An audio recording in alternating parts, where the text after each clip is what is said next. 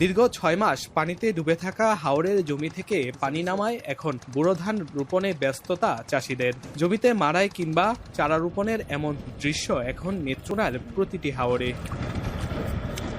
নিচু জমিগুলোতে ডিসেম্বরের মাঝামাঝি থেকে শুরু হওয়া এই চাষাবাদ চলবে জানুয়ারির প্রথম সপ্তাহ পর্যন্ত, যা হাওর অঞ্চলের কৃষকদের সারা বছরের খোরাক জোটায়।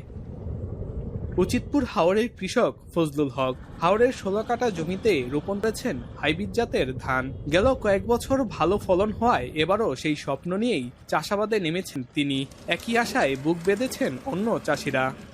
গত বছর ফসল খুব ভালো ছিল, মানে বছর কেমন হয় তা তো আর জানা নাই।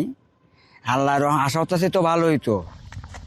চাষিরা বলছেন এবারে আবহাওয়া অনুকূলে থাকায় ভালো ফলনের সম্ভাবনা রয়েছে।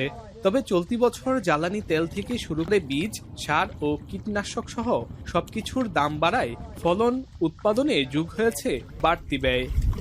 দর বেশি তো 1200, 1300, 800, 900 মন তা হেদান খুশি। সার মাড়ি সব মানে সবই খরচের বেশি, কামলা খরচ যা আছে সব যাবতীয় খরচের বেশি হার। পাইতাম মনোরো এই 4000 টাকা, 4500 টাকা পাই, তারপরে তো পোষে না।